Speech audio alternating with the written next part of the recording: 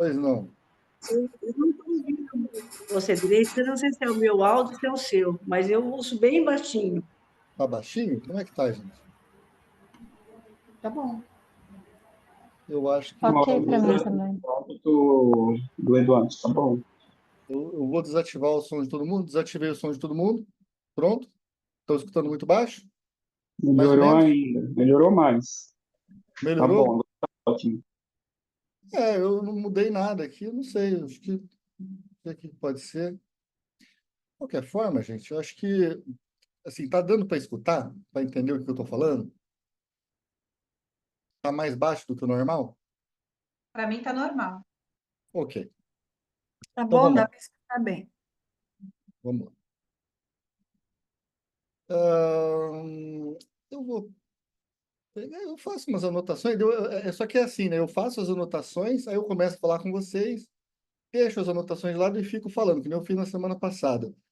Dessa vez é possível que eu faça a mesma coisa, mas pelo menos eu vou tentar seguir uma ordem, porque eu achei que é a ordem que fica mais didático. Acontece que às vezes o didático é bem substituído por uma certa espontaneidade, não é que foi o que eu tentei talvez criar criar não, né, acabar enfim, fazer na semana passada, mas vou tentar me controlar melhor hoje aqui para a gente não deixar passar muita coisa. Não passou muita coisa semana passada, não, foi acho que praticamente tudo, mas vamos lá. A gente vai falar hoje sobre. Vocês perceberam que esse texto ele não tem uma divisão em capítulos, né? Porque ele é uma conferência. Então, assim, não faz tanto sentido a gente passar para vocês, olha, hoje leiam essa parte, hoje leiam essa. Eu faço uma leitura geral do texto e faço, assim, algumas conexões do texto do Green com outros textos dele também e com outros autores. Então, dessa forma, o que que a ideia é o seguinte, algumas coisas que poderiam ficar meio bambas, para quem ainda não está acostumado com o Green, a ideia é a gente tentar fortalecer, firmar um pouquinho melhor, tá? Então, hoje, a ideia seria a gente falar do brincar, né, como um fenômeno de reflexão.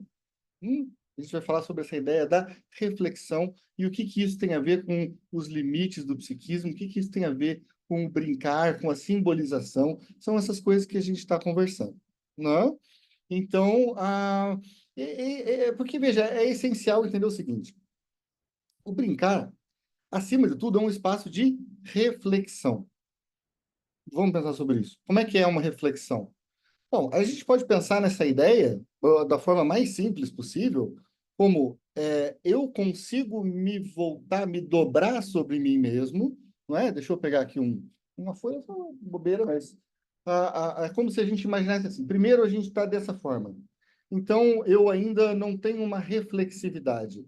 Quando que eu tenho uma reflexividade? É quando eu consigo me dobrar sobre mim mesmo, e aí então, vamos dizer que uma parte desse meu eu, não é? Consegue olhar para outra parte e aí a gente consegue dizer uma coisa do tipo: olha, eu fazendo tal coisa, olha, eu pensando e sentindo outra coisa, não é? Então, essa reflexividade, ela é possível em alguns casos. Quando a gente diz que na psicose a pessoa, por exemplo, no Lacan, vai dizer, bom, não entrou no simbólico. Não quer dizer que exatamente não entrou no simbólico, porque a pessoa pode ser psicótica e ela vai falar, ela tá mexendo com símbolos o tempo inteiro, mas o que que ela não consegue fazer? Brincar com os símbolos.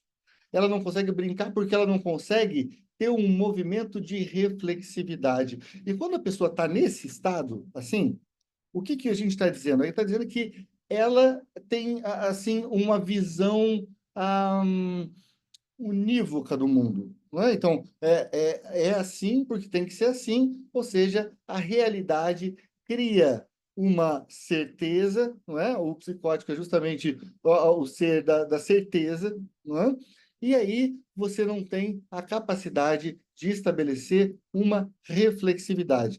Por isso que nos tratamentos a não neuróticos, a gente empresta o nosso ego, não é? Para o paciente, para que ele consiga, através desse movimento que daí a gente se coloca como um ego auxiliar, não é? Para esse paciente. Então, ele consegue ver a si mesmo a partir do nosso olhar, não é? Da nossa fala, e, enfim, da nossa clínica.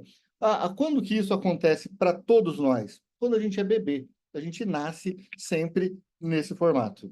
E aí, a reflexividade, ela vai se criando, mas ela só pode ir se criando, né, se a gente conseguir estabelecer um limite, como o Green fala para a gente. O que é esse limite? É uma separação entre um dentro e um fora, como a gente vinha dizendo na semana passada, certo? Então, bom, a gente tem um limite entre um dentro e um fora, e a partir desse limite, a gente viu então que esse limite é a nossa categoria primeira, não é? Então, essa categoria que, enfim, gera, não é, um início desse eu, não é? E aí, então, a partir dessa primeira categoria, eu posso fazer outras classificações e colocar bonito, feio, magro, magro, gordo, alto, baixo. Ou seja, a gente consegue fazer divisões de polos, tá? É isso que uma categoria cria, não é? Então, essa categoria primeira, que seria do dentro e fora, que aparece, como a gente já viu, né, lá no texto do Freud, nas pulsões de seus destinos, né, aquela ideia de que, então, eu consigo me livrar do desprazer e aí eu tento, então, e esse se livrar do desprazer é o que ele vai chamar justamente de prazer, né? Ou seja, tem um tensionamento, eu consigo me livrar por um movimento meu, aí eu falo, bom, então eu sinto um prazer.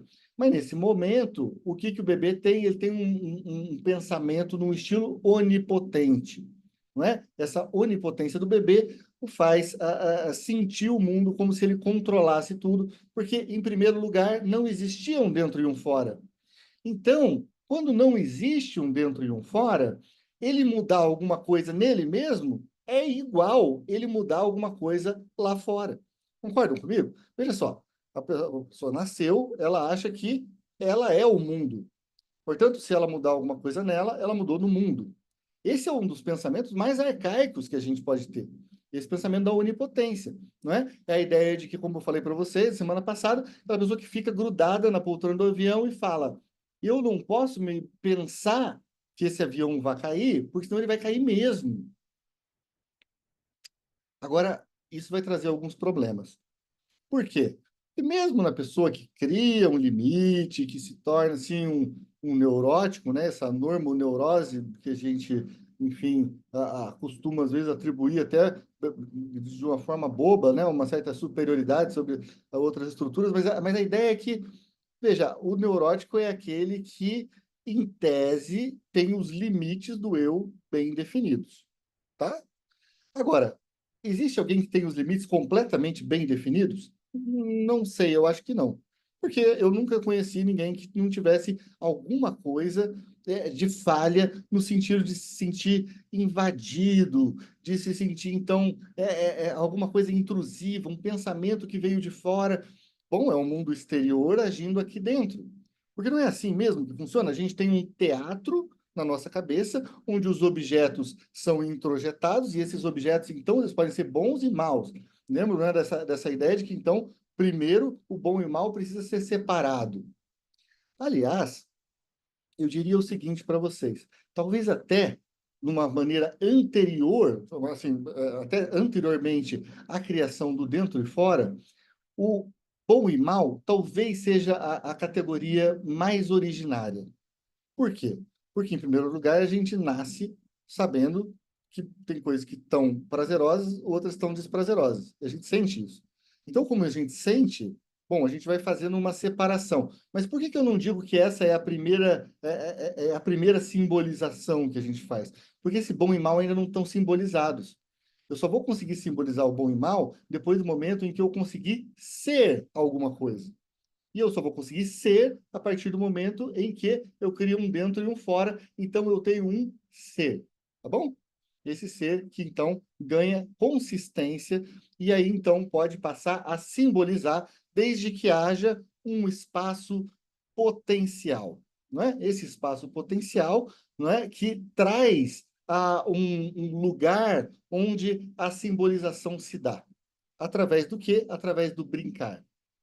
O brincar é essa coisa, então, que é de lidar com a negatividade, né? Ou seja, veja lá a ideia do fordar, não é aquela coisa longe, perto. Ou seja, eu tenho minha mãe, não tenho minha mãe.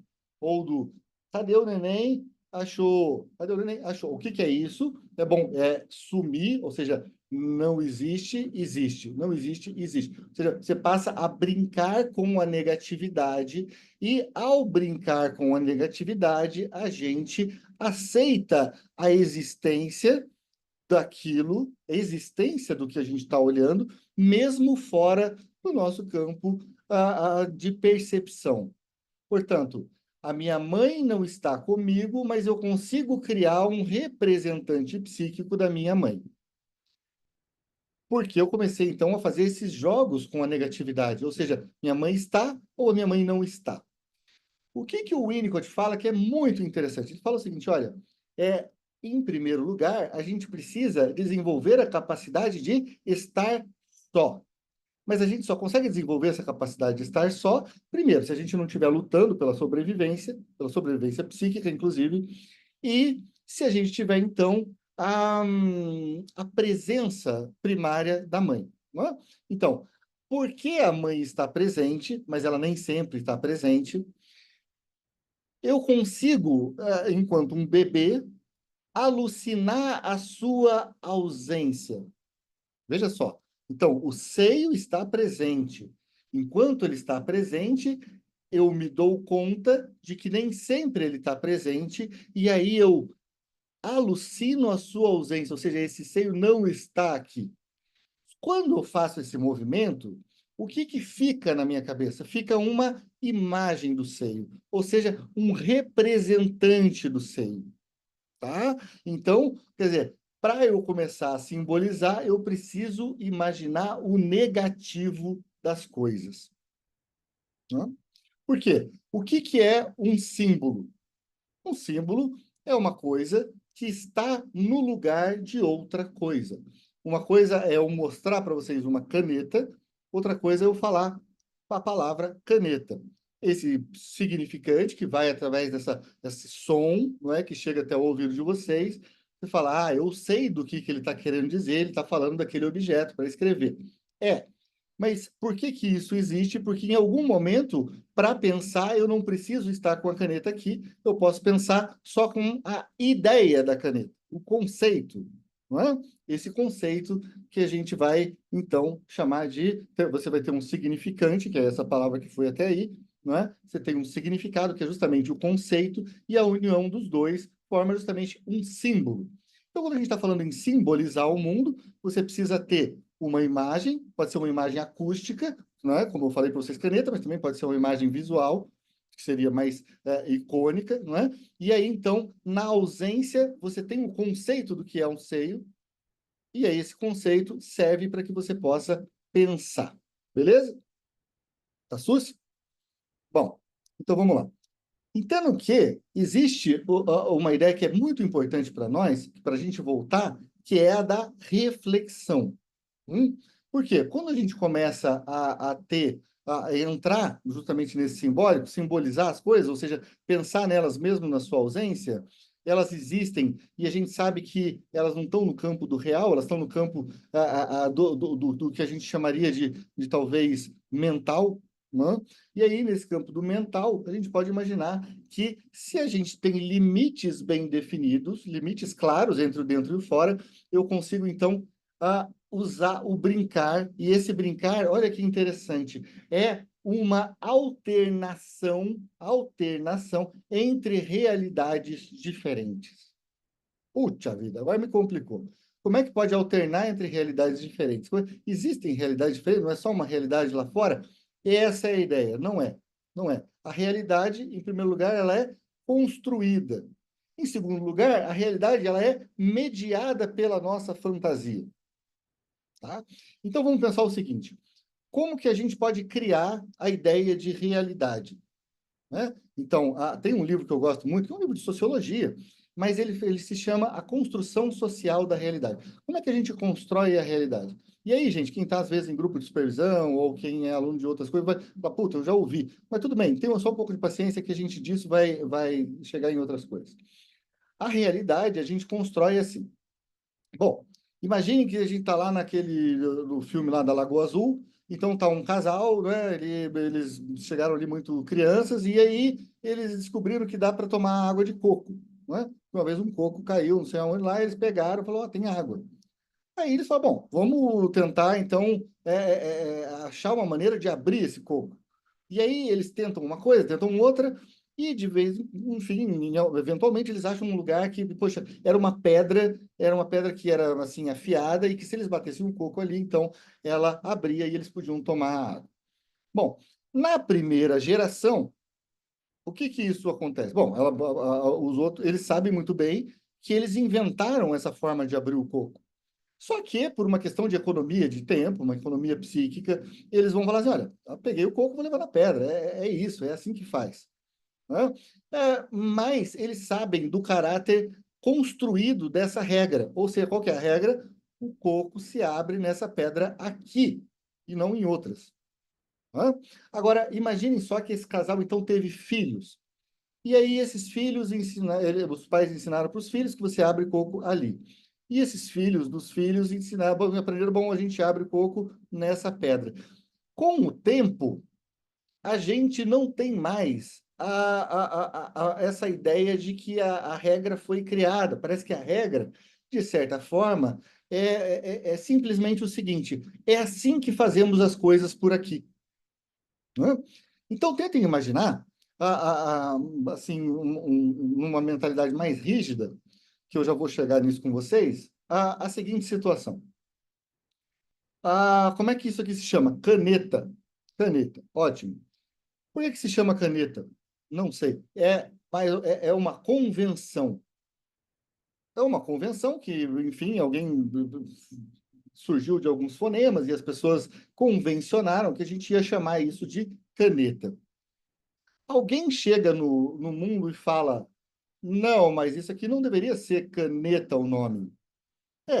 Tem justamente aquela história, né, do Marcelo, Martelo, Marmelo, uma coisa assim, né, aquele livro infantil que é muito bonito, que então a criança pergunta para os pais, por que isso aqui se chama caneta e não chama escrevedor? Não faria mais lógica? Não faria mais sentido? Por que isso aqui é cadeira e não é sentador? Ou seja, ele vai questionando o nome de tudo. E aí, a ideia é que justamente não tem por que o nome das coisas terem aquele nome. Ou seja, tanto é que em outros idiomas eles têm outros nomes, outros sons, são outros significantes que vão ali se juntar com aqueles significados. Bonito, não é? Então, assim, a realidade, veja só, porque a realidade ela é simbólica. Então, a realidade, do mesmo jeito que o nome caneta, se a gente juntar todas as palavras que a gente conhece, elas também são convencionais. Se elas são convencionais, então quer dizer, bom, elas foram criadas, tanto quanto aquela maneira de abrir o coco na ilha. Então, quer dizer que não é que Deus veio à Terra e falou: olha, aqui nesse planeta, nesse mundo, no universo, isso aqui vai se chamar caneta. Não, a gente sabe que isso aí foi porque as pessoas foram combinando, não é? Então, o que acontece? Num período mais imaginário, um período assim que o bebê ainda não está por dentro da possibilidade do simbólico, porque o simbólico, como eu falei para vocês, ele necessita uma dobra sobre si mesmo. Ou seja, eu preciso pegar uma imagem e dobrar. E como é que eu dobro? Bom, tem a mãe presente, tem a mãe que eu alucino que não está aqui, então eu faço uma dobra e crio um signo, beleza? Mas aí esse signo que então representa aquilo que está ausente me serve para eu poder pensar. Tá bom. Mas a criança que recebe o nome caneta, ou ela recebe o nome mamá, não é? Então, a criança está ali, e é muito interessante, a Sabina Spielrein tem um trabalho bonito sobre isso, eu vim ouvindo esses dias um podcast que eu ouvi, isso achei bem legal, é como que mamá, enfim, o movimento natural, não é, dos lábios do bebê, justamente procurando o seio, então ele consegue ver, bom, esse tipo bom vai levar a esses fonemas, tá certo? Mas enfim, eu não sei, aí é uma questão que vamos deixar para os nossos linguistas e vamos pensar o seguinte: independente de qualquer coisa, a realidade ela é então construída. Ótimo, mas todo mundo sabe que a realidade é construída? Não. Em primeiro lugar, quem que não pode saber que a realidade é construída? O psicótico. Por quê? Porque ele não se dobra sobre si mesmo, não é? Então, você vai pensar, bom, o psicótico ele nasce assim, ele continua assim. Ele não entra no simbólico, que é o que o Lacan vai dizer, porque não vai ter aquele significante em nome do pai. O significante em nome do pai é aquele lugar que prende os outros significantes. Então, ele tem um ponto central e, a partir dele, você pode imaginar que vai surgindo uma rede de significantes, certo? Beleza. Agora, o que é legal da ideia de que quando a gente percebe que a realidade é construída, a gente fica mais flexível, porque se a realidade é construída, primeiro, ela pode ser desconstruída, e segundo, ela pode ser reconstruída. Mas quando ela for reconstruída, ela vai ser reconstruída à minha maneira. E como é que chama a minha maneira de construir? Simbólica. Entende? O simbólico é a maneira que eu tenho de reconstruir aquilo que eu recebi de uma forma imaginária. E como é que eu faço isso? Bom, eu começo a fazer isso entendendo que existem realidades paralelas pelas quais eu posso alternar a minha existência. Por exemplo, eu estou brincando de chazinho com as bonecas, eu estou dando aqui, e aquilo ali tem toda uma realidade, né? E aí a mãe chama para o almoço. A mãe chama para o almoço, então eu saio dessa realidade e vou para outra. Tem um enclave na realidade. Imagine como é que funcionam os nossos sonhos, como a gente passa de uma imagem a outra. Essa ideia de enclave eu acho muito bacana, porque você pode olhar para uma coisa na realidade, por exemplo, você está vendo uma peça de teatro, e aí você está completamente imerso naquela realidade da peça de teatro, porque te interessa, você está preso nessa realidade. Mas, ao mesmo tempo, você vê que a cueca do autor, que é uma cueca, sei lá, diferente, com bolinha, ela ficou um pouco para fora daquela roupa que não fazia sentido na fantasia medieval que ele está lá representando o Hamlet. Então, nesse pontinho da cueca, o que eu estou vendo? Um enclave que me leva para uma outra realidade e me diz: esse não é a realidade do Hamlet, é a realidade do ator que está fazendo o papel do Hamlet e que provavelmente esqueceu, porque ele errou, não é? E aí ele não colocou a cueca para dentro e, portanto, então agora ele está me dando notícias de que há uma realidade outra. Então, é assim que a gente vai fazendo alternações entre realidades, com enclaves. No primeiro momento, é a mãe chamando para o almoço. Vem almoçar, menino. Tá, daí ele para, vai, larga os brinquedinhos e vai almoçar. Larga uma realidade e vai para outra. Ele sabe que aquela realidade é uma outra realidade. Ele sabe que são duas coisas diferentes. Mas não teria graça nenhuma e ele não brincaria se ele não botasse alguma fé naquela brincadeira. Vocês já notaram que se vocês forem brincar com crianças pequenas e vocês começarem a esculhambar a brincadeira, perde totalmente a graça? Não é? Você chega lá e você fala: meu filho, você não está vendo que isso aqui é uma boneca com cabelo, não sei o que? Ela não é sua filha? Não, estragou a brincadeira, porra. Você veja só, eu respeito a minha brincadeira aqui. A brincadeira é uma coisa séria. Eu tô brincando aqui com a minha filha, porque é importante para mim. Aí você vem e me diz: né, não é não, isso aí é um boneco. Pô, mas aí você que é a criança, porque você está num movimento rígido, unidimensional. E a gente está com uma criança que já está fazendo um movimento que já é multidimensional. Fala, Cláudio.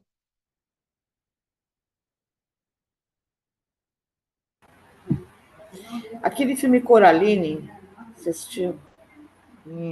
Dos Olhos de Botão? Desenho, a menina dos Olhos de Botão. Não vi, mas me fala o que É uma você... animação que são duas realidades. Ela está na realidade dela, né, com a mãe e o pai, que não são ideais, obviamente. A mãe é chata, o pai é ausente e tal.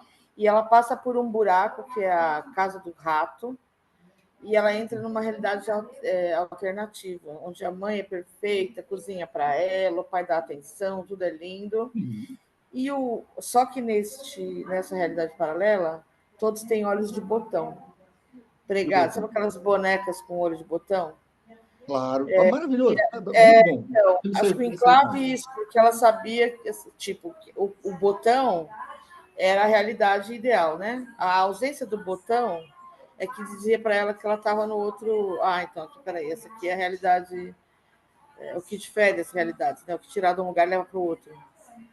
Exato, exato. O botão seria o enclave. Mas o botão ele Isso. tem mais uma característica que é muito interessante que eu vou tentar trabalhar agora. Veja só. Quando você, então, tem uma criancinha pequena, imagine que ela cresce. Agora eu vou fazer um caso clínico, tá?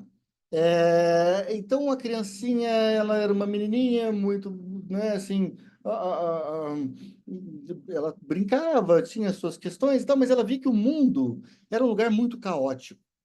O mundo, às vezes, a mãe estava muito brava e às vezes parecia que a mãe ia matar a menininha, ela se sentia uma ameaça de ser morta, e outras vezes a mãe estava boazinha.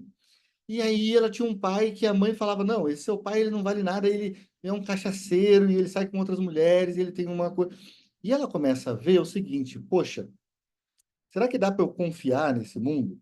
Será que se eu dá para eu relaxar, ficar tranquilo e falar assim, tá tudo garantido no mundo lá fora, então deixa eu brincar que eu vou alternar entre realidades, fazer essa coisa aqui do não vai dar. Por que que não vai dar?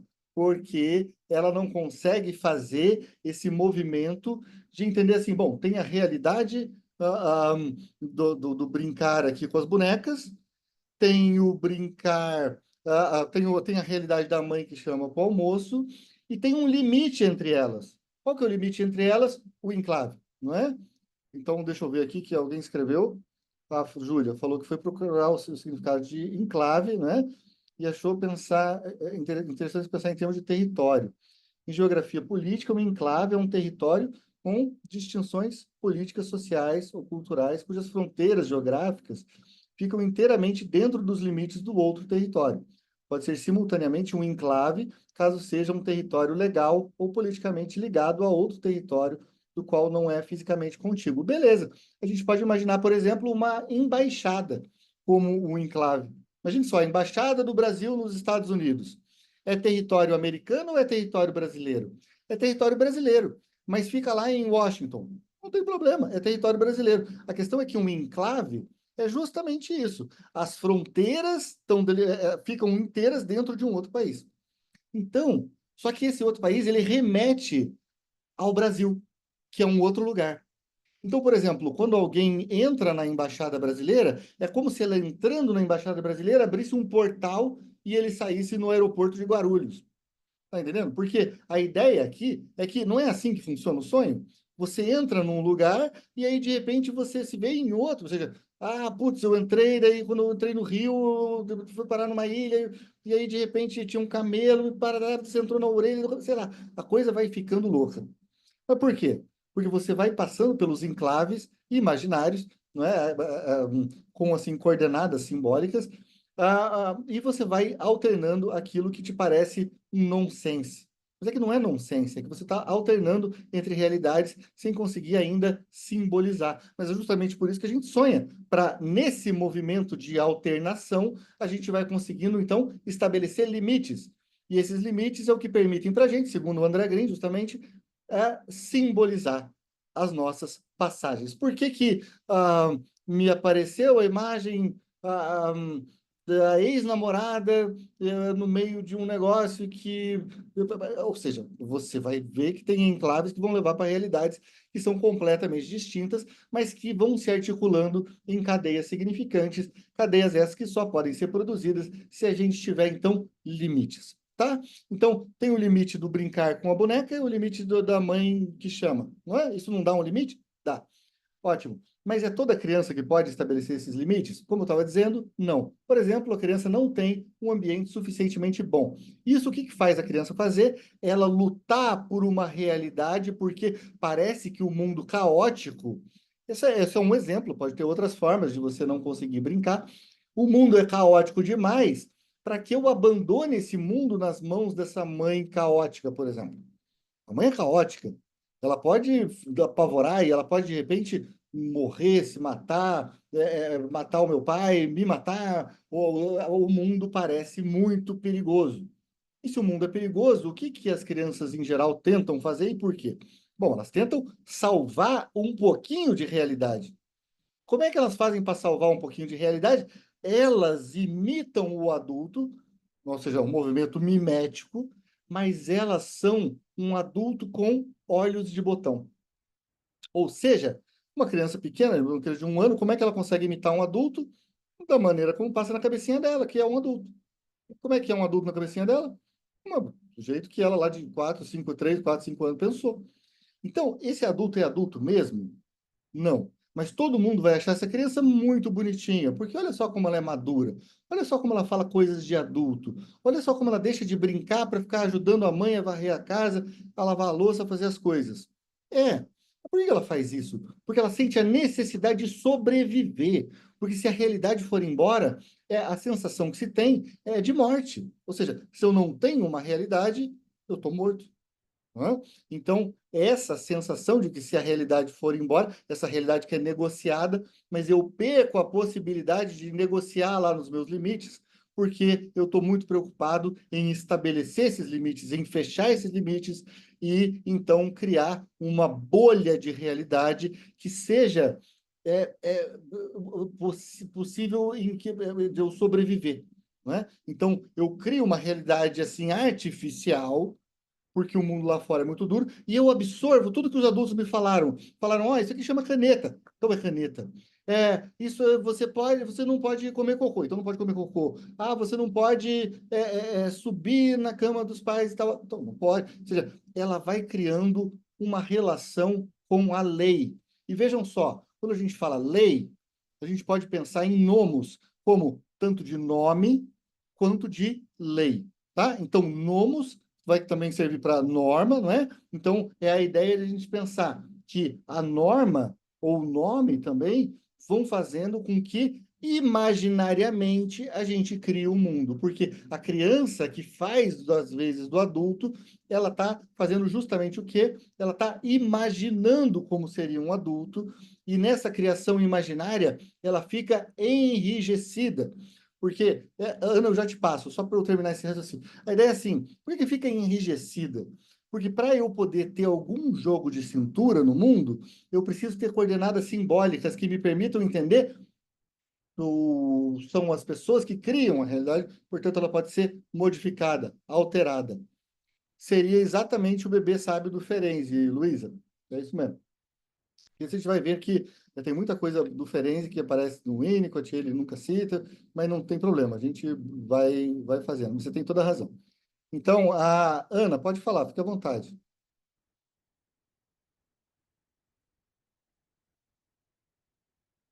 Não, a gente não está escutando. Essa criança enrijecida que você está falando, que fica imitando os pais, e essa criança não brinca mais, só fica nesse lado da responsabilidade, fazer serviço que a mãe faz, assim, ela para de brincar ou não? Olha só, bom, eu estou falando, vamos dizer assim, a gente pode criar um espectro disso, né? É claro que vai ter uma criança que, assim, de uma forma mítica, a gente pode imaginar que é a criança que não brinca totalmente porque ela está totalmente tomada por essa adultice, né? Essa coisa que ela sente a necessidade de fazer, porque no final das contas é como se ela tivesse que cuidar da mãe para que essa mãe possa cuidar dela, né? Então, eu não posso aceitar, porque veja só, é inconcebível para a criança a ideia de que o ambiente é mau. É melhor que ela seja má e o ambiente seja bom. Então, se a mãe é má, o que que ela tende a fazer? Se identificar com a mãe, ou seja, aquilo que a gente chama de identificação com o agressor, né? Ela vai se identificar com a mãe, daí ela é a mãe e ela vai salvar a, a mãe de verdade dela, né, para que cuide dela. Então ela se sente desde cedo muito responsável. Quer dizer que ela nunca vai brincar? Não, mas é que o brincar dela vai ser um brincar mais rígido. A gente vê crianças rígidas e a gente vê crianças mais criativas. O contrário de rígido seria o criativo. Né? Então, o que pode acontecer? Pode acontecer dessa criança ela ter uma relação com a lei que ela aprende assim, olha, a gente não come balinha de menta porque tem açúcar e faz mal para os dentes. Ela ouviu. Tá bom. aí a gente não toma refrigerante. Tá bom. Eu acho até que, ok, bom não tomar refrigerante. Mas vamos dizer que ela vá numa festinha de aniversário e aí tem lá balinha e tem refrigerante. E é só o que tem. Aí todo mundo vai comer aquele negócio e ela vai falar, não pode. Não pode porque não pode. Eu falo assim, não, mas os teus pais não vão ver. E ela fala, Deus me livre. Porque olha só, se eles não vão ver, piorou. Porque eu é que sou a guardiã da lei. Porque veja, se o mundo é caótico, eu preciso estabelecer uma lei que eu deva guardar, que eu deva proteger. Então eu protejo a lei do mundo. Agora, a criancinha que protege a lei do mundo, ela tem um problema sério, que ela fica extremamente rígida. É o que a gente vai falar. Pois não. Do filho dessa idosa. Ele disse aos policiais que morava. Não é.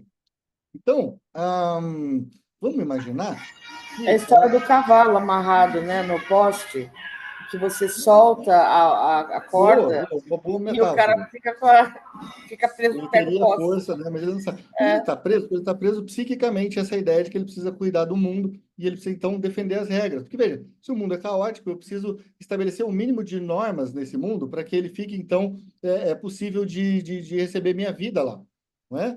Então, eu cuido das regras. Se eu cuido das regras, eu cuido das regras de uma forma infantil. E qual que é essa forma bem infantil? É a forma rígida que uma criancinha, é uma forma imaginária. Então, a lei, quando ela vem pelo imaginário, e aí imaginem só, a Cláudia vai lembrar que nós falamos disso no grupo num dia desses, que imaginem quando a imposição da regra de fora. A Cris falou sobre o superego rígido. Justamente, mas é que aqui é uma coisa um pouco a mais. A gente está falando de um superego no sentido do superego arcaico, não do superego neurótico. E veja, aí a questão é de sobrevivência, não é de poder. Quando a questão é de sobrevivência e não de poder, a gente não está no campo da neurose. Portanto, para nós, essas ideias de bom o superego que se volta contra o ego, assim, assim, parece que é pouco. Eu estou falando de uma coisa assim um pouco mais grave, que assim é um superego arcaico. Que daí depois eu vou mandar o vídeo da Marion Minerva, porque não vai dar tempo de eu falar aqui, sobre o superego arcaico, tá bom? Mas vamos lá, vamos seguindo, que a ideia é assim. Eu estava onde, mais ou menos, mesmo? Eu estou alternando entre realidades. Dizia alguém? Criança com olhos de botão? Não, adulto com olhos de botão? Você está falando da pessoa presa naquela realidade rígida, Isso, o mas cavalo preso no isso aí, poste. não foi antes, aí depois foi. Isso, tá. Então, é isso mesmo. Obrigado, Fábio e Cláudio. A ideia é assim. E aí eu já volto na questão dos olhos de botão também. Mas a gente pensar o seguinte: imagine então que essa criança, como ela é a guardiã da lei, só que de uma forma imaginária, ou seja, o que eu recebi é o real, ou seja, a lei é a lei, é a lei, é a lei, pronto. Mas a gente tem uma coisa interessantíssima que a gente pode tirar por exemplo, da Pierre Lanier. O que a Pierre Lanier fala? Ela fala, cara, para uma pessoa poder pensar, ou seja, mexer com símbolos, né, e tal, ela precisa de uma coisa fundamental que é o quê? O direito ao segredo. Direito ao segredo. Como é que é o direito ao segredo como uma condição de pensar? Bom, a mãe me falou que eu não posso tomar refrigerante, mas ela não vai saber. Então, eu posso fazer uma traquinagem, não é? Eu vou lá e aí eu malandramente tomo meu refrigerante e falo para a mãe nada, não é? Porque eu consigo perceber que eu mantenho um santuário psíquico que fica aqui dentro que a mãe não é capaz de acessar. E por que a mãe não é capaz de acessar? Porque existe um limite psíquico, tanto da mãe quanto o meu. E aí eu vejo que se tem um limite em mim, ela não vai ver o que tá na minha cabeça. Eu posso pensar o que eu quiser, que ela não vai ver. Olha que delícia! Não é bom a gente poder ter um espaço psíquico protegido? Mas acontece que, imagina só que essa mãe era invasiva, que ela não deixava essa criança fazer nada, que ela já fazia uma interpretação. Opa! Mas então quer dizer que na análise também a gente pode ser invasivo, que nem essa mãe que não permite o paciente estabelecer um espaço de segredo? Sim. E aí, é isso que a gente deve fazer? Naturalmente que não. Senão a gente está sendo justamente essa pessoa que não permite o paciente estabelecer limites psíquicos que são favoráveis à simbolização. Então, o que que a gente faz? Olha, eu não acesso a tua área aí, meu querido. Não acesso. Então, você vai ter que me dizer. Tem um muro aí em volta que eu não vejo o que que tem atrás. Você vai ter que me dizer o que você quiser, mas está na tua fala. Entende? Então, por isso que depois a Perral Lanier também vai falar de um outro livro sobre a violência da interpretação, né, e tal. Uma série de coisas. Mas, o que eu queria trazer para vocês é, imagine então, nesse desenvolvimento que a criança enrijecida, ela se vê na impossibilidade de tomar o refrigerante. É só isso que ela se vê na impossibilidade? Não. Porque se ela está com um problema para transgredir a lei da mãe, o que que isso causa? Bom, ela vê o mundo, ela tem uma lei só, né? E aí, se o mundo tem uma lei só tem uma forma certa de fazer as coisas. E aí vocês conhecem aquelas pessoas que são muito obsessivas e que só têm um jeito de fazer as coisas? Então, agora eu vou fazer uma comparação. Aquela criancinha, que por ser criancinha, não por ser neurótica, ela estava dizendo o seguinte: meu pai falou que a praia mais bonita é Ipanema. Aí vai ter o outro que diz, não, meu pai falou que a mais bonita é Copacabana. Para cada um, a realidade é diferente, porque eles recebem essa realidade dos pais e para eles aquilo é real pra caramba. Daqui a pouco eles estão brigando. Eles estão brigando porque um acha uma realidade, o outro acha outra, e eles não são capazes de dizer, cada um acha a sua realidade aí. Não dá. Por quê? Porque é rígido. Então, ou você pode tomar refrigerante, ou você não pode. Se você não pode, inclusive, poxa, todos os outros que estão tomando estão errados. Isso é feio. Então, qual é o problema? O problema é que, então, você começa com um tipo de obsessividade que tem a ver com falta de limites lá atrás. Olha só que interessante isso. Imagine que, ao contrário disso, você tem crianças que fazem, como nós adultos fazemos também, aquela ideia de, poxa, vai para o Paraguai, beleza, você, puta, podia trazer 12 garrafas de vinho, você vai lá e traz 50, mas você sabe que você está fazendo uma traquinagem com a lei, não sabe? Porque a lei, ela fica mais flexível. Então o que que acontece? Você cria a sua lei, e pela minha lei, eu posso trazer 50 e me arriscar a ser pego. E se eu for pego, eu falo, puta, que vergonha, me pegou, mas eu me arrisquei porque eu posso me arriscar. Porque o mundo não é tão terrível que se eu perder, eu vou perder tudo. Não é um mundo do tudo ou nada. É um mundo do tudo, ou se não, talvez uma bronca. Mas aí, no mundo dessa criança que vivia numa coisa que era tudo ou nada, não é? Ou você vai ser totalmente atacada pelos pais, ou você vai ser amada, vai se sentir amada. Então, ela não podia entrar nesse mundo de que talvez ela só ia tomar uma bronca, então você pode se arriscar.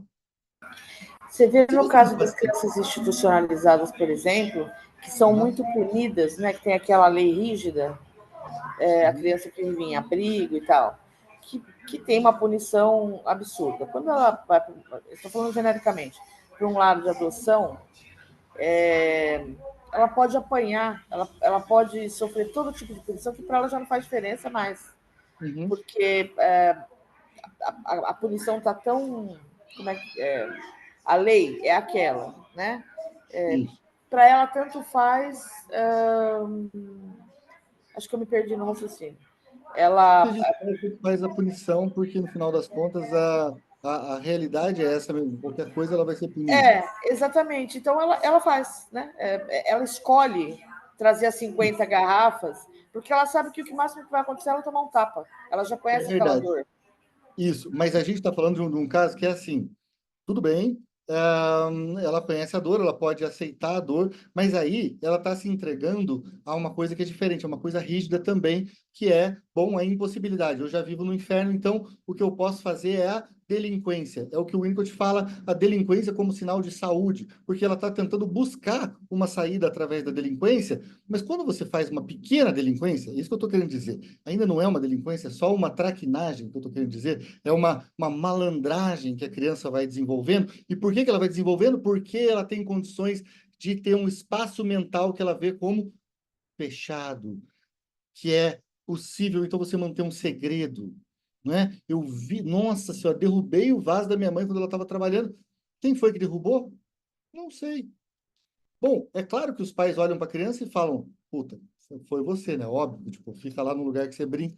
Mas aí a questão é, será que vale a pena a gente sempre desmentir a mentira da criança? Entende? Bruna, deixa eu ver. Esse superego arcaico deu nó. Então, seria o equivalente ao superego tirânico? É exatamente, o superego tirânico arcaico, porque é exatamente aquilo que a Maria Minerva vai falar, mas eu vou passar o vídeo dela depois. Não se preocupe que vai ficar tudo claro. É que não está na hora agora, entendeu? A gente vai atrapalhar se eu entrar com isso, tá?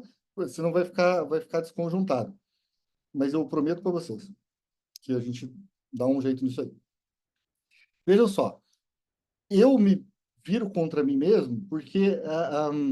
não, é outra coisa que eu estava falando.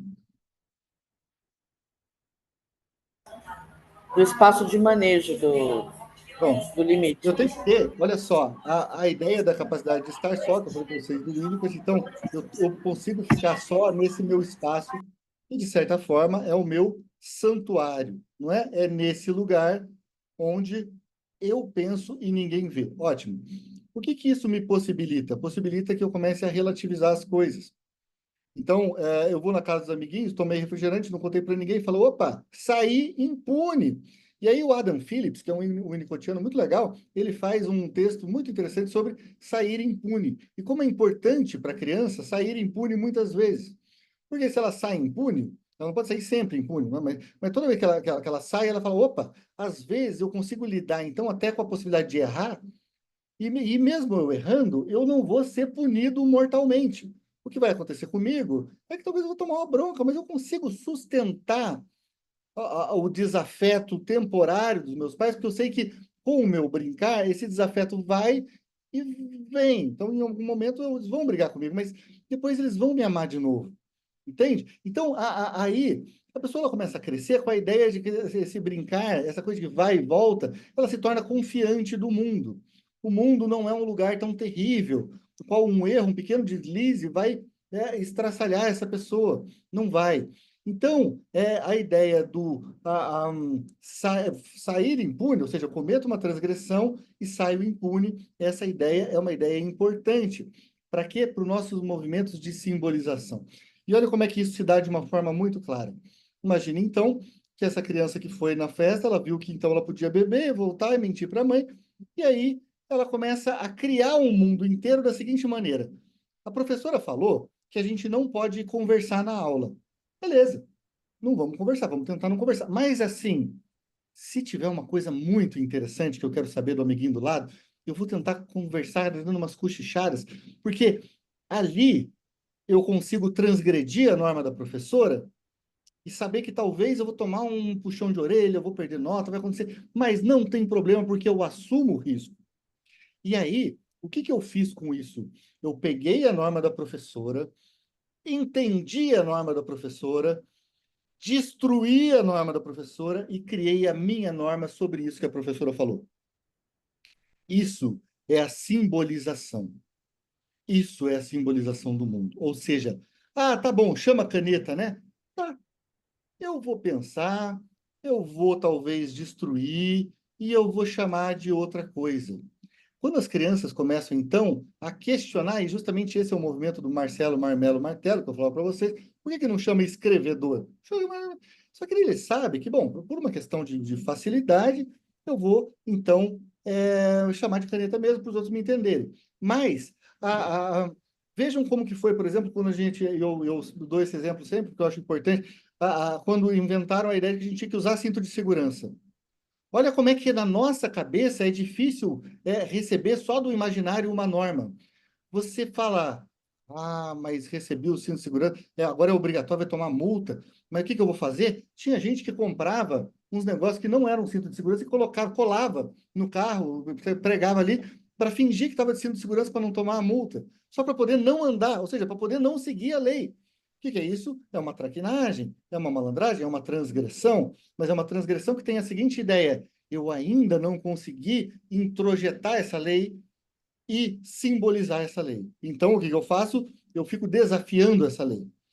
Olha, desafiando, que palavra importante. Por que que eu desafio?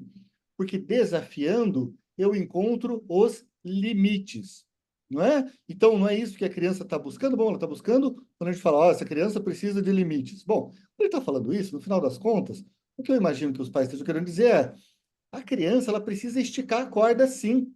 Ela precisa ver até onde vai a possibilidade dela de transgredir e vai chegar uma hora que ela não vai poder mais. Mas não tem problema, porque até ali ela já conseguiu criar um senso, não é, de que então a realidade inteira é cheia de normas, o nome das coisas, o que que é bom, o que que é ruim e tal. E ela começa a dizer, olha, o importante não é o que as pessoas me dizem, o importante é a maneira como eu reconstruo isso e digo, eu acho errado fazer isso. Eu posso tomar refrigerante, mas só nas festinhas de aniversário, porque ali eu acho que tudo bem. Senão eu não vou tomar, porque. Mas não é porque a mãe falou, porque a mãe falou e a lei veio de fora. E o que a gente está buscando é a lei que veio de dentro. E essa E lei que aí, veio né, de dentro. professor? A Oi, criança aprende a não ser tão rígida, né, com as coisas, né? Aprende desse exatamente. jeito a Essa ser lei mais veio de dentro. maleável. Veja o tanto que isso tem um efeito psíquico na criança, que é entender assim. Se a lei veio de dentro, e aí então eu sou o meu próprio legislador. Oh, poxa, olha só o tanto que isso é difícil de você trabalhar numa clínica com um obsessivo, por exemplo. Fala, cara, você é o legislador da tua vida. Ah, então você cria suas leis. Como é que a gente chama essa lei que vem de dentro? Ética. Ou seja, você tem uma ética. Essa ética foi construída porque no teu simbólico você vê, não, isso aqui vale a pena eu fazer ou não fazer. E aí, na psicanálise, para onde que a gente quer conduzir os nossos pacientes?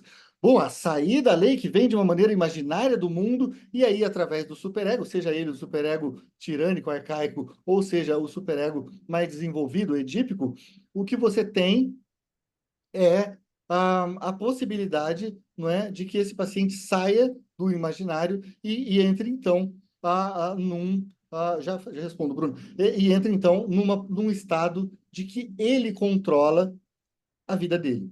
Ele não está sendo controlado por leis externas, pelo que a mamãe falou quando ele era pequeno, o papai falou. E então isso que estava tomando conta dele, fazendo, isso aí é o seguinte, eles falaram, só que eles estão errados. Quando que então a criança começa a se revoltar muito contra a lei dos pais, quando ela é saudável? Na adolescência, não é? Então, na adolescência é a fase que ela busca todos os tipos de transgressão, que é justamente para mostrar para os pais que quem cria a lei dela é ela mesma. Aí a gente fala, não, vamos lá. Aí a Bruna perguntou, eu tenho a impressão que vai ter a ver com isso. Agora com isso, não, aqui mais para baixo. Flertar com a perversão? Não, não tem. Sabe por quê? Porque na perversão, a ideia é, eu não aceito a lei, não é? Só que a questão aí, dessa criação dessa outra lei, não é uma criação simbólica. Porque veja só, as pessoas, elas continuam se sentindo culpadas se elas fizerem uma coisa má, porque elas são neuróticas. Então, assim, elas, em primeiro lugar, elas já aceitaram que existe a lei. Entende? Quando a gente fala da perversão na visão lacaniana, a gente está falando assim, a lei fica de fora. E aí eu construo minha lei, mas eu não construo minha lei porque eu estou aqui simbolizando e brincando com a lei. Eu construo a minha lei baseado assim em urgências, em coisas que eu quero, e a lei não me, e descumprir a lei não me causa culpa nenhuma, nem medo nenhum. A questão é que para o perverso, a lei simplesmente não tem importância. Para o neurótico, a lei tem toda a importância do mundo, mesmo que você tenha que quebrar e reconstruir. Entende? E daí você reconstrói, só que da tua maneira. E aí você se torna, então, maduro. Não é isso que a gente chama de uma pessoa madura? Pô, a pessoa madura é aquela que não se espanta com uma coisa qualquer do mundo, exatamente, autônoma. Então, essa autonomia vem de onde? Vem da possibilidade de você lidar com os riscos, com enfim, e você, então, cria os teus gestos. Tem uma coisa interessante que eu vou trazer aqui. Eu gosto muito da ideia de gesto do Agamben. O que que ele fala? Bom, ele tem um trecho, né? Quem é aluno, supervisionando, até paciente, que for me ouvir, vai falar, puta, eu já ouvi você falar isso. Mas não tem problema. É aquela ideia do idiota, no livro do Dostoiévski, tem uma passagem que a Natasha Filipovna, não é, vai se casar com o príncipe. Ela vai se casar com o príncipe. E depois eu vou falar até... A Yaci tem uma que eu gosto muito, que ela sempre traz a questão da Antígona, né? E eu acho muito legal, porque isso que eu estou falando tem absolutamente tudo a ver com a Antígona, não é? Essa lei... Cara, você é só um rei, parceiro. Eu vou abrir mão dos meus princípios, não é? Por causa da lei de um rei? Não. Eu vou assumir as consequências de ter a minha lei. E aí, então, a subjetividade dela cria a lei que é mais importante do que a lei do rei. Não é? Então, depois, e assim, você me corrige se eu estiver errado, mas eu acho que iria por aí, e por isso a gente cria uma noção de ética, não é? Que tem a ver com o desejo. Tá bom? É isso Então, mesmo. é isso mesmo? Então tá bom, desculpa, eu falei de uma forma super resumida, eu vou agora levar para o Dostoiévski e falar o seguinte. Imagina então que a Natasha Filipovna, ela tinha uma ideia que era assim, ela recebe, ela vai para uma festa onde a vida dela seria, então, definida, não é?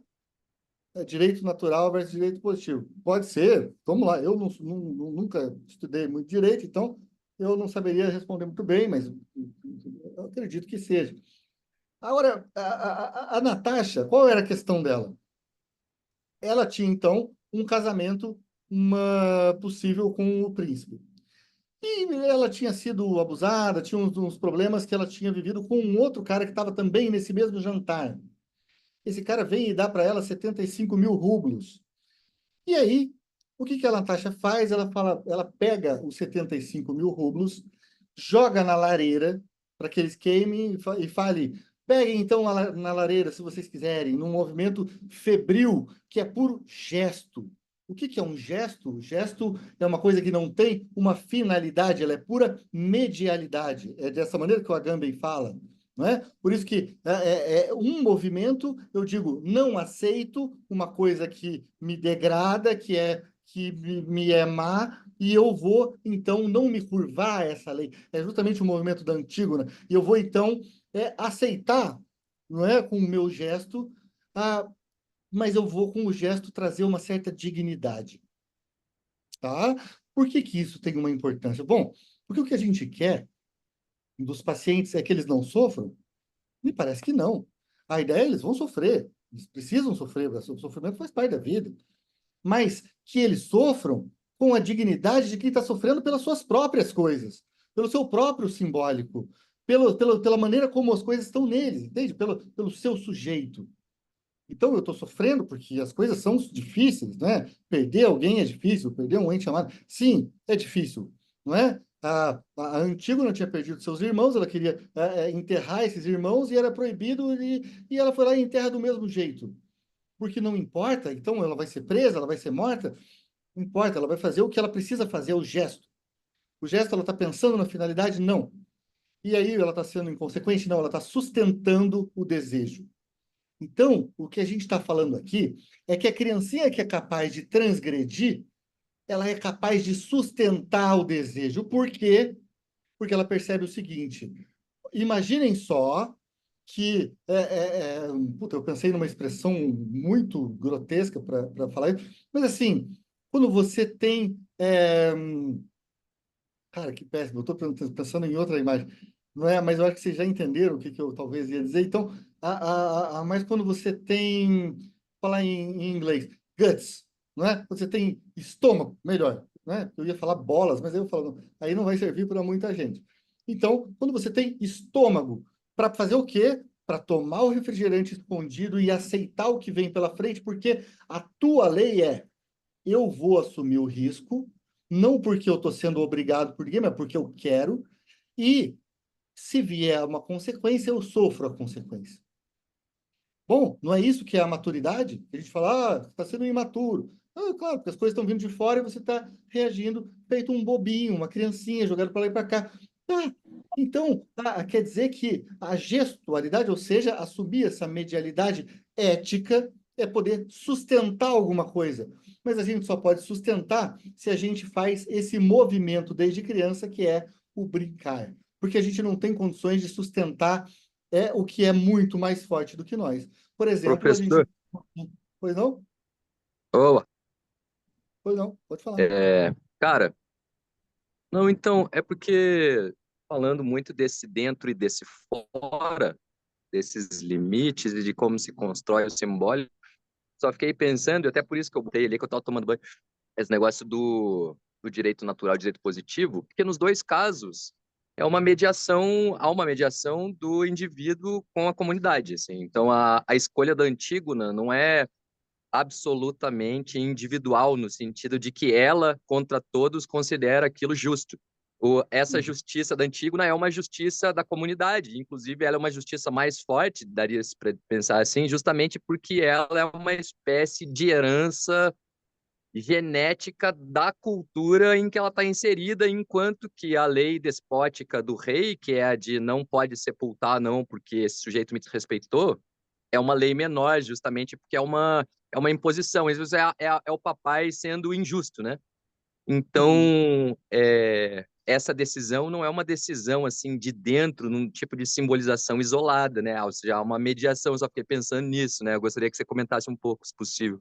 Beleza, beleza. Olha, então eu diria o seguinte, é e não é. Sabe por quê? Eu diria assim, tá, vem de fora esse espírito, não ético da Antígona. Talvez, mas é que o que a gente está falando aqui é que como a gente está trabalhando com essa categoria de subjetividade, então o que aparece na subjetividade? Bom, para o Lacan tem essa ideia do grande outro, não é? Que é o tesouro do significante, ou seja, onde ficam todas as leis. Onde ficam todas as leis é quando o Antígona fala o que é a lei de um rei para mim frente à lei de Deus, não é? É mais ou menos assim. E aí a ideia é, pô, tem a lei de Deus, mas o que é a lei de Deus? Bom, a lei de Deus é essa, que é a lei do conjunto do significante que você pode chamar do direito natural, perfeitamente, porque ela pode estar chamando isso. Mas essa lei de Deus tampouco é uma lei que vem de uma forma imaginarizada. Ela não tem essa lei que vem de uma forma rígida, como vem as leis de Moisés, que traz as tábuas, né, com as coisas, não matarás, aquela porra. Cara, não matarás é o seguinte, eu entendi que não é legal matar o coleguinha, mas também tem uma coisa, às vezes é importante matar. Quando que é importante matar? Não sei. Quando eu tenho que defender alguém de morrer, ou quando eu estou lutando contra uma coisa muito absurda, muito terrível, às vezes matava. Então, assim, quando vem de Deus uma tábua, aí já não é do que a gente está falando. Mas quando vem a do conjunto do grande outro, não é? Ou seja, aí a gente tem, bom, aí de fato tem uma concepção do que é certo, o que é errado, que você acaba formulando. Mas o ponto maior, Marcelo, é que é assim. A ideia que eu estou querendo trazer assim é você, primeiro, toda lei você recebe como uma coisa imaginária. E aí a gente reconstrói essa lei à nossa maneira.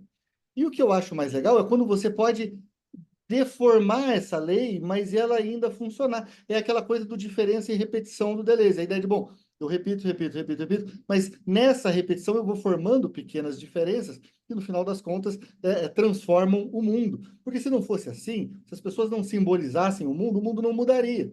As leis não mudariam nunca. Não é? Mas por que a gente muda a lei? Justamente porque a gente precisa eticamente transgredir a lei. E o que eu estou falando para vocês é isso, é o movimento ético de transgressão, tá? Porque o movimento de submissão ou de assujeitamento, olha só, quando eu me assujeito, mais ou menos como eu ouço essa ideia de direito natural, é assim, eu me assujeito ao direito da comunidade, e aí eu me torno me torno sujeito às leis sociais, ou eu me assujeito à lei do rei. Não, mas eu não vou nem me aprofundar, porque, na verdade, assim, como eu não sei nem o que é o direito natural para o direito, eu não vou fazer isso, tá bom? Mas eu vou continuar dizendo o seguinte. Imaginem só que a criança, então, pôde, não é, ter essa traquinagem, fazer essas coisas e desenvolver um senso. Como é que ela vai ser a estrutura psíquica dela e ela tem, então, estômago para aceitar o risco? O gesto, a virtude, não é? Então, a gente pode imaginar, por exemplo, no Foucault, quando ele vem falar da coragem da verdade, né? Coisa mais da parresia, olha que bonito. Então, é um gesto também, né? A partir desse gesto, você proclama a verdade, mesmo que essa verdade não seja bem acolhida, bem aceita, não é? Mas a parresia é bom, então traz um componente ético. É isso que eu estou querendo dizer para vocês. Então, é por isso, gente, que a gente fala, bom, quando a gente está na psicanálise e a gente vê os pacientes muito legalistas, e aí, Marcelo, olha só, estou trazendo um legalismo aqui. O legalista, não é? Olha só, tem alguém mais legalista que o neurótico obsessivo? Ele cria leis, não é? Ou ele percebe leis do mundo que são tão severas que ele precisa o tempo inteiro estar purificando, não é, a sua necessidade recalcada de transgredir a lei. Porque todos temos necessidade de transgredir a lei. Então, assim, quando eu não posso nunca transgredir, eu acabo tendo que fazer rituais de purificação. Olha como é que as igrejas são legalistas. As igrejas são legalistas, porque está cheio de um monte de gente super recalcada, porque não matarás, não o quê, não vai desejar a mulher do amiguinho, tudo isso, mas às vezes você deseja, e daí você tem que deixar isso recalcado.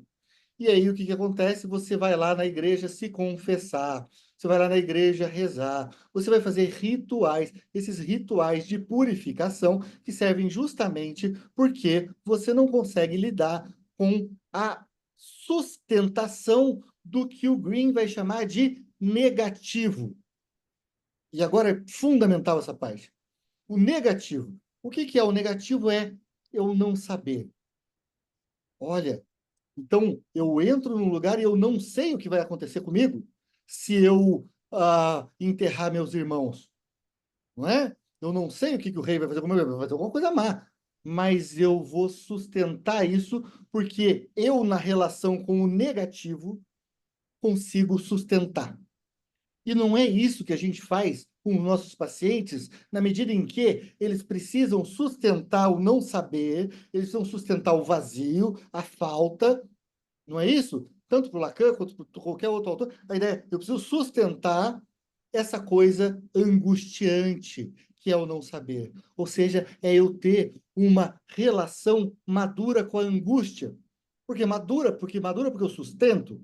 Estou angustiado, mas sustento minha angústia porque eu tenho condições de sustentar essa angústia. Então, a pessoa na análise, ela vai criando bordas, não é, para falar de uma forma lacaniana, ou ela vai criando símbolos, não é? Justamente para que ela possa se aproximar do limite da falha, olhar para ela e falar: puta merda. Como é que você sente sobre isso? Morrendo de medo. Não é nem medo, é uma angústia, porque ela não sabe, medo de não sei o quê. Não é um medo que tem um objeto, é um medo do não saber. Bom, tudo bem. E aí a pessoa fala: eu não sei, mas eu tenho cojones, não é? Para sustentar isso aí. Não é? Agora, esses cojones, aí eu vou falar para você, claro, isso não é uma coisa assim virtuosa no sentido de que uns são corajosos, outros não são. Por que uma pessoa é mais corajosa que outra? Porque uma pessoa tem mais recursos simbólicos para lidar com o não saber, enquanto que outra vai ter menos recursos simbólicos.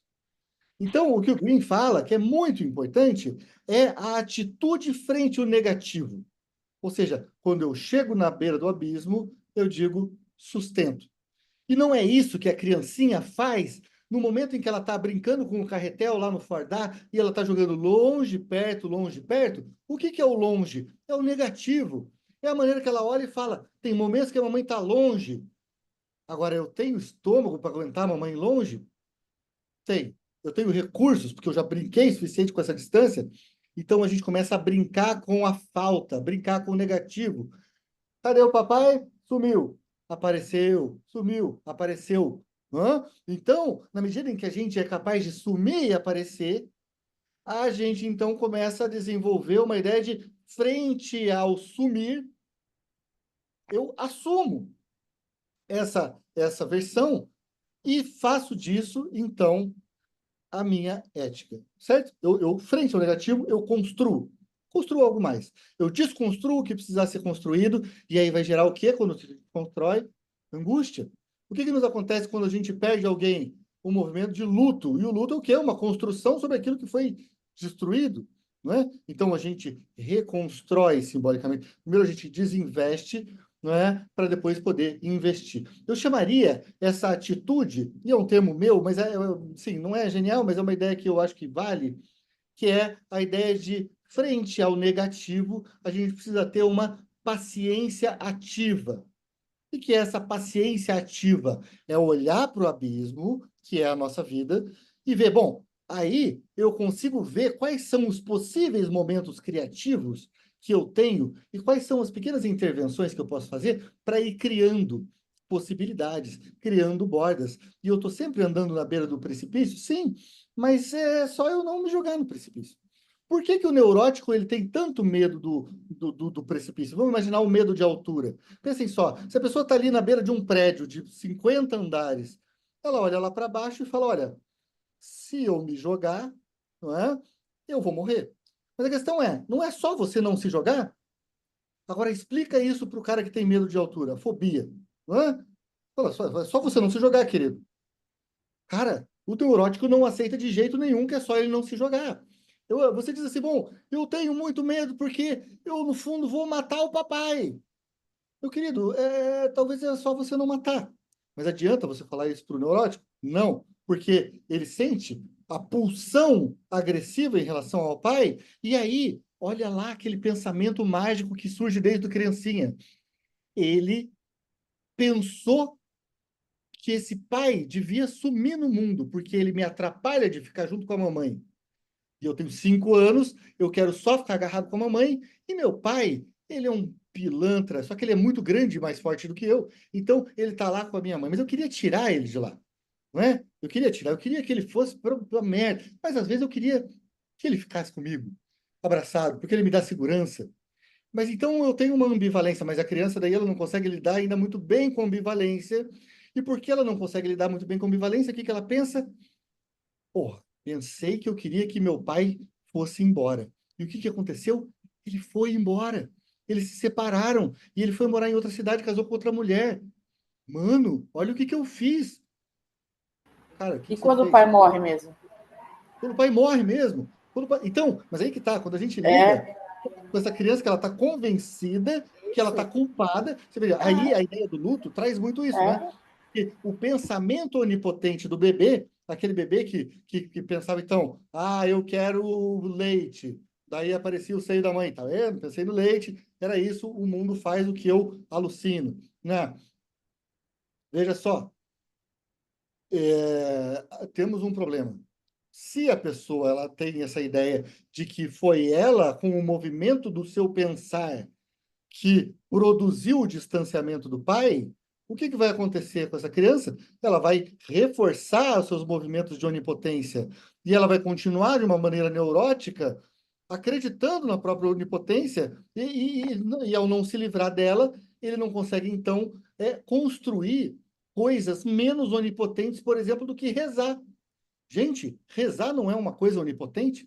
Olha só, tem Deus, Deus é perfeito, Deus sabe de tudo, ele é totalmente poderoso, mas se eu pedir para ele para que a e ele minha me avó atende. esteja no hospital, eu pedir, aí Deus vai falar assim: é verdade, eu sou perfeito, mas como o Eduardo me pediu e ele rezou, agora talvez eu vou mudar a minha perfeição. Mano, se a perfeição mudar, ela deixa de ser perfeita.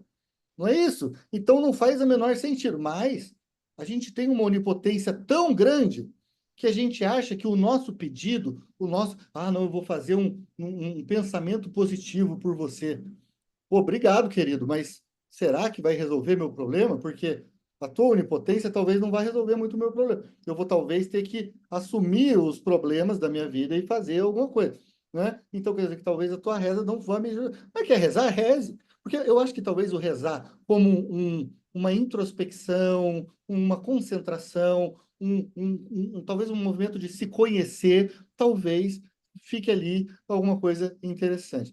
Fábio diz, quando alguém fala fica com Deus, chega a ser arrogante. Pois é, não é? Porque talvez ele é o mediador da pessoa com Deus e tal, né? Mas não tem isso, gente. Não tem gente que é mediador, o cara é o padre, né? E daí ele fala para os outros: eu tenho contato com Deus, vocês têm contato comigo, e eu vou dando uma ajudada aqui. Pronto. Mas isso aí é uma maluquice que tudo bem, gente. Eu não tenho problema nenhum com as religiões. É só o mesmo problema que o Freud tinha. A gente acha meio infantil. Mas não é uma coisa assim, não é necessariamente horrível, não é? Só precisa a gente pensar em quando que a gente está sendo muito onipotente. Beleza. Qual é a questão que a gente está enfrentando, então, agora, nesse exato momento? Bom, a gente tem, então, que para poder criar o simbólico, a gente já viu que a gente precisava ter limites no primeiro. A gente precisava brincar no segundo, e para brincar precisava ter um espaço transicional, ou um espaço potencial, aquele espaço de criação. Tem esse espaço? Tem, porque o ambiente é suficientemente bom, eu consigo criar. E aí, eu começo, então, a me submeter, não à lei dos homens, porque a lei dos homens é uma lei que ela é criada e eu posso destruir e construir. E eu devo fazer isso porque isso é um movimento ético. Isso é um movimento em que eu tenho estômago para lidar com a angústia, e então eu vou me arriscar, e eu só posso me arriscar se eu não for, essa pessoa que recebe de uma maneira imaginária a lei. Tá? Então, eu estou falando aqui do neurótico obsessivo, mas eu estou falando de uma série de outras coisas. Veja, se você imaginar a histeria também, isso que eu estou querendo hoje falar mais de neurose, mas se a gente for para não neurose, vai ter muito mais, enfim, densidade esse papo nosso.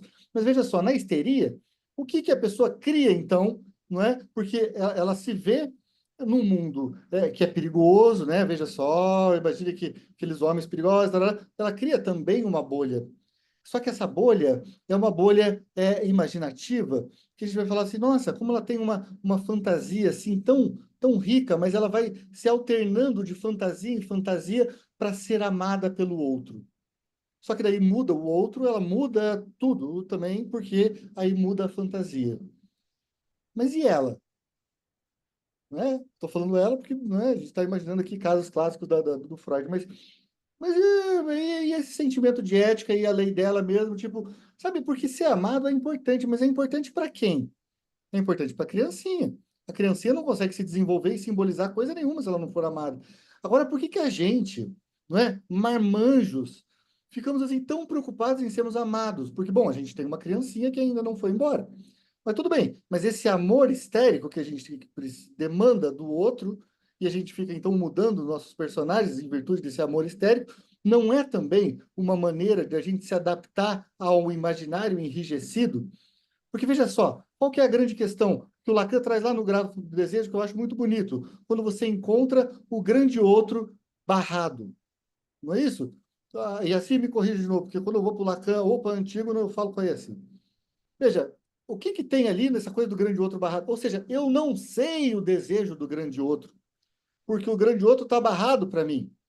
Então, se eu não sei, eu só posso supor, e eu posso então tentar lidar. Mas veja, o que a gente precisa frente ao não saber, frente àquilo que o Green vai transformar, né? Porque o Green ele foi discípulo do Lacan, né? Estudou e tal, depois saiu, mudou um monte de coisa, criticou o Lacan, mas ele pegou muito do Lacan. Então, o que ele tem nisso? Ele traz uma ideia de que, assim, frente ao não saber do que o outro quer de mim, eu preciso sustentar uma negatividade. É o não saber. E o que o neurótico quer o tempo inteiro? Saber. Não é? E aí a gente vai, estuda, que é uma, se torna psicanalista, parceiro, porque o psicanalista, ele é um neuroticaço, que ele resolveu fazer psicanálise, porque ele precisava saber dele mesmo. E o que nossos pacientes vão fazer psicanálise? Eles vão fazer psicanálise porque eles querem saber. E em algum momento a gente acaba descobrindo, no meio do processo da análise, que aquilo tudo não se tratava de um movimento de saber, se tratava de um movimento para a gente conseguir sustentar o não saber a partir daquilo que a gente tem, né? A partir do mundo que a gente conseguiu simbolizar. E talvez eu vou precisar simbolizar muitas coisas, ou elaborar, como a gente costuma chamar em psicanálise, ou fazer o luto, mas eu vou precisar, de certa forma, construir muitas outras estruturas para que, de repente, eu olhe para baixo, lá de cima do prédio de 50 andares e diga, é só eu não pular. Não é isso? Então, é só eu não pular. E aí, quando a pessoa fala para mim assim, olha só a projeção, né? Porque daí o bom tem que estar em mim, o mal eu projeto no outro. Então, imaginem uma pessoa histérica que fala o outro que é abusar de mim. Aí você vai conversando e você vê que objetivamente não parecia muito. E essa pessoa continua falando, continua falando, continua falando. E você percebe que, na verdade, ela tinha um desejo recalcado de pegar essa pessoa. Não é? Ela queria essa pessoa para ela. Ela tinha um desejo. Mas o que ela fez? Ela não podia se haver com isso porque era imoral. Veja só, não era antiético. não contradizia a simbolização dela, contradizia aquilo que ela recebeu de fora, lá da sociedade, como é feio você desejar fulaninho. Aí, isso gerava angústia. Gerava angústia. O que ela fez para se defender? Projetou no fulaninho e fala, fulaninho quer me pegar. Ué, inverteu. Tudo bem. E aí você, em algum momento, faz como o Winnicott fala, que justamente é a ideia da análise, e fala, a análise, no fundo, é a ideia da gente, mesmo podendo, não precisando mais mentir. A gente tem um espaço, está bem protegido, mas a gente não precisa mais mentir. Você depois que se livra desses recalques, você fala, putz, eu desejei fulano, não era a melhor ideia do mundo, mas fui eu. Entende? É uma coisa que a gente chama de apropriação subjetiva, que o Roussillon vai trazer. Então, qual que é o objetivo da análise? Simbolização, apropriação subjetiva, você se haver com o vazio e saber sustentar. Então, a sustentação é também uma coisa que a gente pode dizer como um objetivo, não é? Disso que a gente chama de psicanálise, não é? Então, gente, a questão é que o neurótico ele tem muito medo do seu desejo. Por quê? Porque ele vê que o desejo dele pode se bater a alguma norma dessas que ele introjetou imaginariamente, não é? E o que é esse imaginário? É como se você pegasse uma fotografia do que é bonito, o que é feio, não é? Então, enfim, eu acho que muitas vezes a gente precisa ver que o nosso ideal, não é? Ele é uma fotografiazinha, né? É uma coisa, fotografiazinha que que é o eu ideal, que é aquela assim, eu me dando bem, tá? Fotografiazinha. Então, tudo que eu faço é para chegar nisso. Mas tem uma outra coisa, não é? Que é a ideia de que uma possibilidade de eu ter jogo de cintura nesse mundo, não é? E aí, então, o neurótico, que é um enrijecido, ele começa a ver que ele pode simbolizar aquilo que entrou como lei via normativas sociais do pai, da mãe, dos amiguinhos, da professora, e ele fala, bom, essa lei não me importa tanto, eu até quero saber dela, porque eu preciso saber como é que o mundo funciona, mas o que me importa é a minha lei. E eu vou falar para vocês, a minha lei diz o seguinte, eu tenho meus desejos e eu consigo sustentar esse desejo, portanto, eu não preciso projetar em ninguém aquilo que é meu. Eu me aproprio disso e falo, eu tenho uns desejos, inclusive eu tenho uns desejos escrotos. Eu tenho uns desejos de fazer coisas feias, ruins. Você fala, porque a gente é complexo. E a gente consegue ver o mal na gente? Pô, espero que sim. Consegue ver as merdas que a gente pensa? Ótimo. Consegue sustentar nisso e ainda assim se manter um self coeso e falar, esse sou eu. Não é? Esse é um que a gente, então, subjetivamente, acaba sustentando o self. Né? Porque o sujeito, que é, nesse sentido que eu estou dizendo, é o conjunto, não é, de coordenadas simbólicas que vão sendo criadas na nossa história. Ou seja, só pode haver sujeito onde não há a regra do outro enrijecida, a imagem. Né? Então, o sujeito surge justamente no simbólico, por quê? Porque o simbólico é quando eu faço isso aqui, eu deixo de ser unidimensional e eu, então, me dobro sobre mim mesmo, olho para mim, e aí, ao olhar para mim, eu digo, esse que eu estou vendo, não é? Nesse movimento reflexivo, esse eu consigo sustentar. Não é isso? Não é isso que a gente está dizendo? Não é a maturidade? É essa ideia de sustento? Mas para eu sustentar, eu preciso olhar para mim mesmo. Para eu simbolizar, eu preciso olhar para mim mesmo. E esse olhar para mim mesmo não é uma coisa que todos podem fazer. E eu acho que muitas vezes o nosso trabalho é simplesmente ajudar os pacientes a poderem se voltar, não é, sobre si mesmos num movimento de reflexividade. Bem? Então, essa foi a nossa segunda aula. Não sei se vocês têm algum comentário. O que vocês acham? Tá por aí mesmo? Vocês querem uma coisa mais estruturada? Mas, bom, Então, sobre o psicótico, ele não consegue se voltar para ele mesmo para fazer essa reflexão, né? isso. E não é porque ele Porque não ele está no não. simbólico. É porque ele não consegue se dobrar sobre o simbólico e refletir. Tá? E aí, se ele não consegue refletir, tudo no mundo aparece, como diz o Lacan, ele vem no real. Né? Por isso que o simbólico, por isso que, então, o psicótico é aquele que vive no real. Tá? Só que viver no real, nesse sentido, é doloroso. Tá bom?